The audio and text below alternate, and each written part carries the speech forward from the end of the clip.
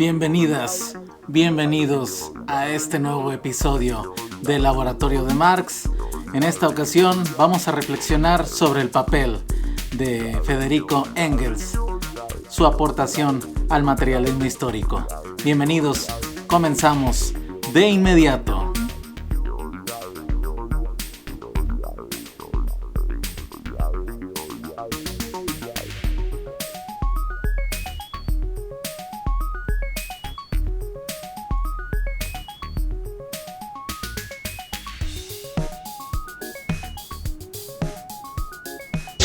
¿Qué tal, amigas, amigos? Bienvenidos a este segundo episodio del Laboratorio de Marx. Y pues miren, déjenme presentarles antes que otra cosa a los lentes de la abstracción. Estos lentes permiten ver más allá de lo evidente, porque pues cuando uno se los pone se activa toda la potencia del materialismo histórico, ¿no? Nada es lo que parece bajo el sistema capitalista, amigas y amigos.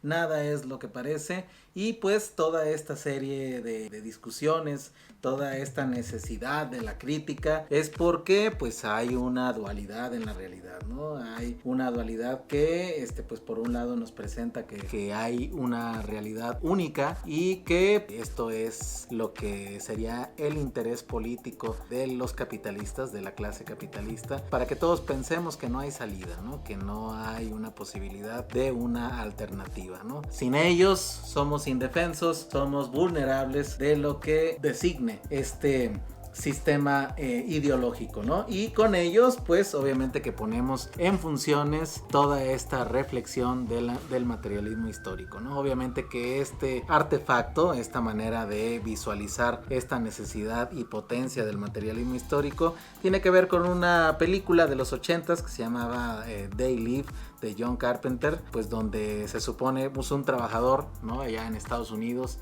en plenas primeras crisis financieras en los 80s, se encuentra por accidente unas gafas, y cuando voltea a ver la publicidad, cuando voltea a ver a gente, a policías o ejecutivos financieros, pues se da cuenta que ellos son en ese momento, en esa película se marcan como si fuesen extraterrestres, ¿no? Y son extraterrestres que están teniendo el control y dominio sobre de los terrícolas, ¿no? Sobre los trabajadores, ¿no? Y bueno, pues hay un grupo que se dedica a desarrollar una tecnología a través de estos lentes para que podamos identificar de forma directa esas estructuras de poder, ¿no? Entonces, pues de alguna otra manera, pues aquí obviamente que es ciencia ficción y marca como si fuesen extraterrestres, pero pues podemos decir también que actualmente hay una superclase capitalista que está alejada del sentir, de los intereses de la mayoría, del 99.9% de la población,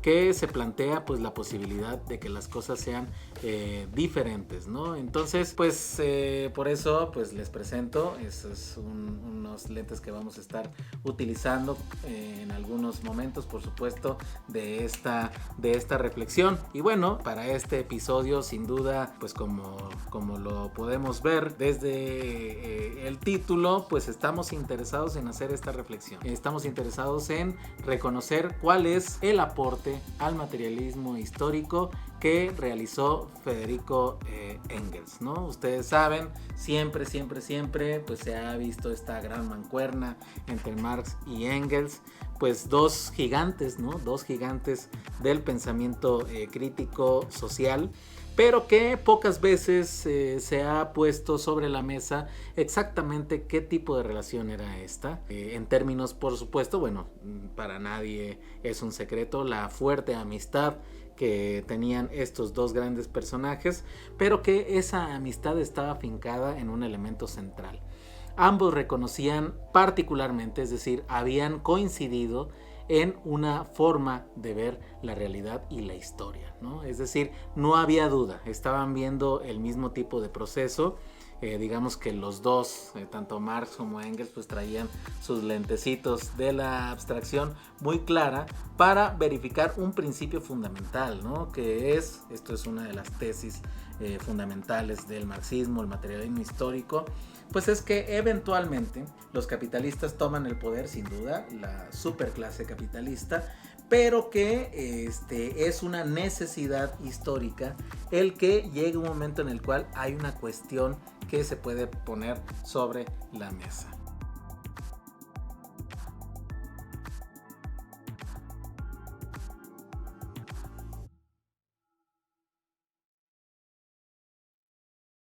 Y esta significa que el proletariado, y proletariado aquí significa los sin propiedad, es decir, actualmente serían el 99.9% de la población, pues estos te pueden hacer la gran pregunta de ¿y qué pasa si hacemos una evolución del sistema donde la propiedad se modifique y que podamos presenciar un nuevo proceso social, una nueva gran distribución del proceso productivo y de desarrollo de lo que conocemos como estos sistemas sociales, ¿no? Y ahí es donde entra pues el comentario para este episodio, ¿no? Porque pues como ustedes podrán recordar, por lo regular se piensa a Engels como el mecenas de Marx, y que mientras Marx estaba pues en las cumbres de la abstracción, pues digamos que Engels era un poquito más aterrizado, más pragmático, pues obviamente que Engels era hijo de un gran industrial y pues que como era el hijo mayor, pues conocía el negocio, ¿no? Es decir, era para esos momentos un capitalista en funciones, ¿no? Entonces, pues de alguna otra manera, bueno, esto es cierto, pero falta hacer la reflexión en torno a que pues Engels muy joven, incluso antes de que Marx entrara en las discusiones de la ciencia económica, pues hizo una gran obra, ¿no?, sobre el análisis de la clase obrera en ese tiempo, es decir, un análisis fuerte sociológico, donde estaba dando cuenta, donde estaba prefigurando cuál era el destino de esta clase de trabajadores, cuáles iban a ser sus contradicciones, sus sufrimientos, y cómo era también, sobre todo eso es lo que quiero poner el acento en este episodio, cómo era la subjetividad del capitalista en funciones, ¿no? Entonces, esta mancuerna es muy interesante porque por un lado, sin duda, pues Marx representa en ese momento, pues digamos que la actividad científica de mayor nivel, de mayor grado, especulativa, como era conocida en ese momento, pues son efectivamente las cumbres de la verificación de las categorías profundas que constituyen el fundamento de lo que significa la vida bajo el sistema capitalista, ¿no? Es decir, el fetichismo, por decir un ejemplo, esta idea de que el capitalismo es básicamente, antes que otra cosa, una religión, ¿no? Y que pues uno se pregunta, pues cómo es que Marx logró hacer fuertes avances en este entendimiento. Ahí es donde entra el punto central, ¿no? Al tener un amigo como Engels, Marx, a diferencia de sus contemporáneos, tenía de primera mano el entendimiento de cómo era este proceso, ¿no? De qué significaba la competencia capitalista, de qué significaba la ganancia y el plusvalor de viva voz, insisto, ¿no? Cercano, ¿no? Entonces, esa conjunción de esos dos elementos, pues obviamente que fueron una bomba, ¿no? Una bomba total, porque pues entre estas dos energías se pudo constituir un materialismo histórico que tenía lo mejor de dos mundos, si lo podemos ver desde una perspectiva así. Es decir, la posibilidad y la fuerza de concebir la gran complejidad tecnológica, pero sobre todo ideológica del sistema capitalista producida por Marx, pero en conjunto con esta otra visión fundamental de Engels diciéndole, oye, pues es que mira, los capitalistas esto hacen, esto piensan, esta es su intencionalidad, y además pues con una fuerte carga Engels pues del conocimiento de cómo el siglo XIX estaba impactando fuertemente al proletariado. Es decir, estas grandes perspectivas de liberación con respecto al mundo feudal tenían que esperar, ¿no? Iban a esperar porque se había detectado ya con toda claridad, y esto es muy importante, pues sí, la gran traición de la burguesía con respecto a este fenómeno de liberación. Es decir, la carne de cañón siempre fue el proletariado, los trabajadores,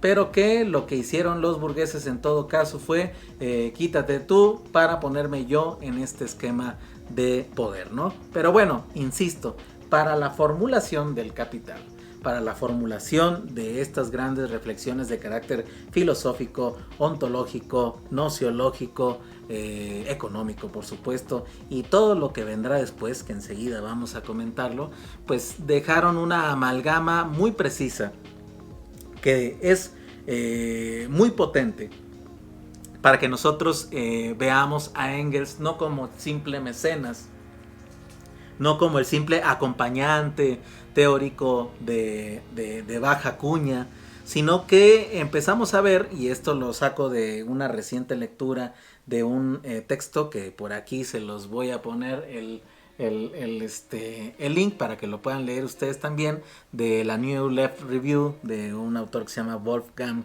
Strick, que se llama, esto a traducción libre por supuesto, la segunda teoría de Engels: la tecnología, la guerra y el crecimiento del Estado, ¿no? Es decir, tecnología, guerra y Estado.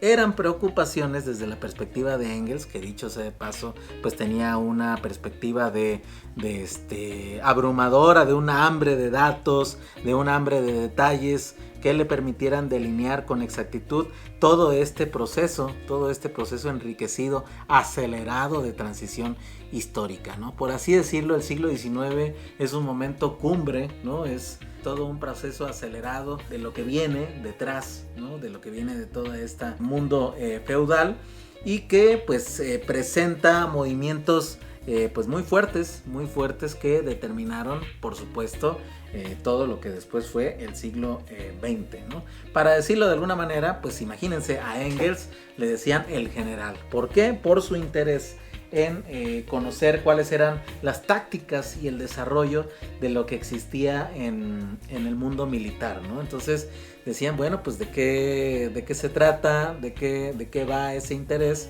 Pues de alguna otra manera Engels se hacía la pregunta, pues de que los estados, como pudimos ver, se estaban creciendo muy rápido, y estaban creciendo muy rápido por también su evolución industrial, ¿no? Por la tecnología que ahí se presentaba. Entonces la gran pregunta era que esos estados llegaba un momento en el cual aplastaban totalmente el imaginario de revolución que se tenía en el siglo XIX. Entonces la gran pregunta es, entonces, ¿cómo van a ser los nuevos procesos de cambio, de transformación por parte del sujeto revolucionario, que es el no capitalista, es decir, el productor real, bajo un contexto de aceleración tecnológica y además de aceleración militar, ¿no? Es decir, Engels, por así decirlo, se sumerge fuertemente en el siglo XX, ¿no? Hay una cita pues muy interesante de este autor, de Wolfgang Strick, donde se refiere a que pues Engels llega a describir desde el siglo XIX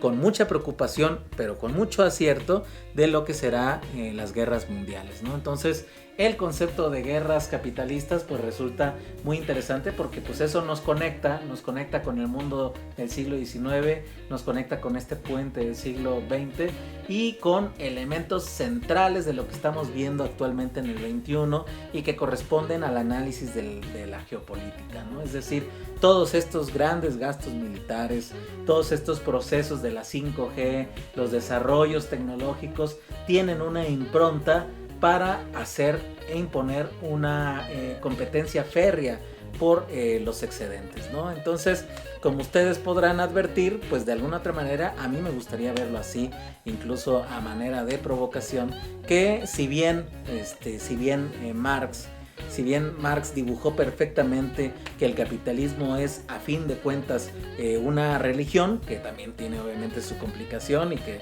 es fundamento esencial para nuestra propuesta de análisis, Engels agrega la importancia del estudio de la guerra mundial, ¿no? Como un proceso indispensable para comprender el proceso de liberación material y transición hacia la necesaria siguiente fase histórica, es decir, el socialismo, ¿no? Entonces, de alguna otra manera, estos tres elementos de la guerra, la tecnología y el crecimiento del Estado son preguntas por la teoría de la transición histórica, ¿no? Así como en el capítulo 24 de la acumulación originaria, resume todo el terrible proceso de tránsito del feudalismo al capitalismo industrial. Describe los horrendos procesos que le arrebataron toda propiedad a los productores reales. A cada comunidad le fue expropiada su forma de vida, su forma de propiedad, ¿no? Es una forma de decirlo. Esto de la propiedad es algo que sin duda habremos que profundizar porque es una discusión que está pendiente, pero que para este comentario en particular pues hay que recordar que pues en última instancia este capitalismo significa la capacidad para subsumir las formas de vida y refuncionalizarlas, ¿no? Esto es la discusión de la propiedad desde la perspectiva de la teoría de transición, ¿no? Y que bueno, si nosotros analizamos como lo hace el capital, si partimos de ahí, pues obviamente que analiza cómo es que están funcionando los medios de producción capitalista. Pero lo que queda, y esto bueno, se enuncia como el proceso de valorización, el proceso de acumulación de capital. Pero si incorporamos esta visión geopolítica, esta visión de guerra, la gran preocupación de Engels reside en que de alguna otra manera estos no son medios de producción, sino son medios de destrucción, son una especie como de formas de hacer saltar, ¿no? el continuum de la historia y poder generar diferentes tipos de distribución por medio de la violencia, ¿no? Entonces, pues digamos que la visión geopolítica ya incluye la calibración de un proceso distinto, ¿no? Que no es nada más un proceso de valorización en automático del capital, sino que tiene una secuencia de reflexión consciente, ¿no? Es decir, el imperialismo es esta forma, ¿no? de cálculo y de pues echar a andar todas estas posibilidades tácticas, por así decirlo, por generar un dominio unilateral del sistema capitalista cuando llega a una escala mundial, ¿no? Para decirlo de forma clara, de forma sencilla, de alguna otra manera, Engels pues está poniendo las semillas muy claras de lo que será eventualmente la teoría del imperialismo, ¿no? Insisto, ¿no? Puede ver lo que va a suceder en la Primera Guerra Mundial y pues de alguna otra manera pues esto nos lleva al planteamiento de que pues la pregunta es, bajo este nuevo contexto, ¿cómo es que se van a llevar a cabo los procesos de liberación material del no trabajador, o como lo vamos a enunciar aquí, el productor real, ¿no? Es decir, la geopolítica hasta ahora se ha visto nada más como lo que pueden hacer los poderosos y no se ha desarrollado una geopolítica materialista, que esa es la invitación de este episodio, ¿no? Comenzar a pensar la geopolítica como también una necesidad de comprender cómo es que el desarrollo del siglo XX en materia de tecnología, en materia de guerra y en materia de Estado es que se pueden transformar en elementos para lo que viene, ¿no? Y bueno, pues lo que viene obviamente va a ser poner en juego, poner en discusión exactamente qué son los medios de producción, ¿no? De la vida y qué son los medios de destrucción, ¿no? Y estos medios de destrucción obviamente que aunque en cierto fragmento de su evolución puedan ser considerados como medios de producción, pues en realidad no lo son, ¿no? Porque aquí no se trata de nada más agarrar secuencias particulares de los procesos de desarrollo del sistema, sino entender su esencia completa, ¿no? Entender cuál es su proceso, ¿no? Entonces yo quiero hacer el llamado para recuperar todo este trabajo, toda esta reflexión de Engels en ese sentido, en reflexión de estos tres elementos que aquí comentamos, para que eventualmente podamos tener una geopolítica fuerte, o mejor dicho, a mi consideración, una geoeconómica, ¿no? Es decir, una comprensión particular de cuál es el desarrollo tecnológico, es decir, cuál es volvernos a hacer la pregunta y darle contenido, darle carnita a cuál es esta contradicción entre las fuerzas productivas y las relaciones sociales de producción, ¿no? Una vez que nosotros tengamos bien claro esa distinción, podremos empezar a ver en los elementos que hay aquí en la vida actuales los ladrillos de una nueva sociedad. Es decir, no se trata de derrumbar todo destruirlo y comenzar desde cero. Así no funciona la historia, así no son como marca el desarrollo de las leyes de la historia, sino que los desarrollos materiales, incluso el capitalismo, siempre son momentos de evolución que permiten eventualmente un cambio cualitativo, pero que sobre de ahí es donde germinan nuevas semillas. Tenemos que traer a colación el concepto de guerra capitalista, de guerra mundial. ¿Qué es un mercado mundial exactamente? ¿Cómo son las pretensiones del imperialismo? Ahí pues obviamente que Lenin es fundamental, pero también muy interesante rescatar toda la reflexión de Nikolai Bukharin, para que podamos entender un poquito más de qué se trató todo este siglo XX, para que podamos también sólidamente ver cuáles son las posibilidades que nos trae el siglo XXI, ¿no? Entonces, pues de alguna otra manera el riesgo es que si consideramos la geopolítica sin la geoeconómica, es decir, sin este proceso de valorización que es una amalgama extraña entre medios de producción y medios de destrucción, pues en realidad pues no vamos a avanzar mucho, sino que tendríamos a lo mucho una geopolitiquería, ¿no? Es decir, una descripción externa de qué hace uno, qué hace otro, sin saber qué significa que existan estos procesos, ¿no? Sin ir muy lejos, tenemos que contestarnos cuáles son las perspectivas del mundo, del mercado mundial, ahora que China, por ejemplo, está teniendo un poder militar también, ¿no? Entonces, todo esto se puede analizar, o mejor dicho, solamente se puede analizar a través de todas estas perspectivas de relaciones de poder basados en la ley del valor material desarrollado en el capital. En fin, reflexionar sobre todos estos elementos nos va a permitir tener una visión sólida de cuáles son los procesos históricos que estamos viviendo al día de hoy. Basta de creer que el materialismo histórico es un instrumento arqueológico, y hay que recuperar pues que es un arma, un instrumento fuerte de reflexión para concebir una geopolítica, y cuando se tiene la solidez de una geopolítica se puede actuar con mucha claridad, incluso dentro de los elementos y las grandes contradicciones de lo que sucede en los estados-nación. Los estados han crecido demasiado, las fuerzas de la guerra también, la tecnología también. Este mundo lo veía desde el siglo XIX Engels con mucha claridad, ¿no? Entonces, pues este capítulo es una invitación a recuperar esta perspectiva para que podamos hacer ese puente necesario que nos permita generar una actualización profunda de toda esta reflexión del materialismo histórico, para que pues podamos efectivamente ir hacia adelante, ¿no? Que nos podamos ir metiendo, ir profundizando en el siglo XXI con nuevas preguntas, ¿sí? Pero pues obviamente que dejar atrás estas dudas que depositó el capitalismo en todas nuestras subjetividades, ¿no? De que es imposible la transformación. No, el materialismo histórico lo que dice profundamente y lo demuestra científica, filosófica, políticamente, es de que la transición es inevitable, ¿no? Así que pues estamos en esos momentos en este laboratorio de Marc. Pues estamos muy contentos de estar haciendo estas reflexiones con todas y con todos ustedes. Quiero aprovechar rápido para recomendar pues un libro que me acaba de llegar, Una dulce espera.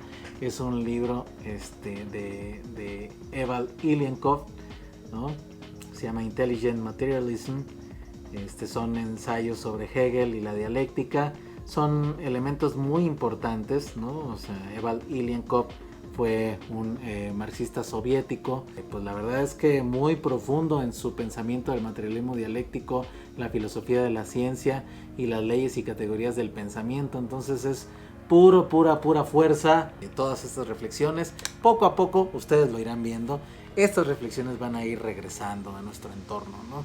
Vamos a ir dejando estas, digamos que visiones que vienen desde el individualismo metodológico, que quieren separar todo para que nada sea comprendido, y pues vamos a retomar toda esta expresión y esta gran experiencia del pensamiento y la práctica de concebir el universo como un todo, como un movimiento, y además que sepamos con mucha profundidad qué es la tarea que nos corresponde a todos nosotros como no parte de esta clase supercapitalista, y sí parte de estos nuevos de esta concepción de los nuevos productores reales que en el siglo XXI se vuelven a preguntar y vuelven a cuestionar una vez más las relaciones de poder capitalista. Así que muchísimas gracias por haber estado en este episodio. Les recuerdo, yo soy el economista de Sufre, Oscar Rojas, y pues por favor suscríbanse para seguir recibiendo aquí estas reflexiones. Díganle a sus amigas y a sus amigos que aquí hay reflexión materialista, dialéctica contemporánea, y pues también espero sus comentarios. Pues siempre un gusto y un placer interactuar con ustedes en las redes que aquí estarán apareciendo, y pues también ahí pues un saludo muy cálido y muy afectuoso a todos los que nos están aventando buenas vibras en este nuevo proyecto del Centro de Estudios del Capitalismo Contemporáneo, maestro Pedro López Díaz, que por cierto el maestro Pedro es el que un día en la maestría me hizo exponer a este autor, así es como lo conozco, y por eso con mucho gusto aquí pues seguimos presentando estas fuentes de conocimiento que estoy seguro que se pueden convertir rápidamente, fértilmente en elementos muy sólidos para pensar un nuevo siglo XXI, un nuevo sistema social, económico, pues digamos que con unas características hasta ahora inéditas, pero que a nosotras nos corresponde descubrir. Así que nos estamos viendo para la próxima. Muchísimas gracias por haberme acompañado.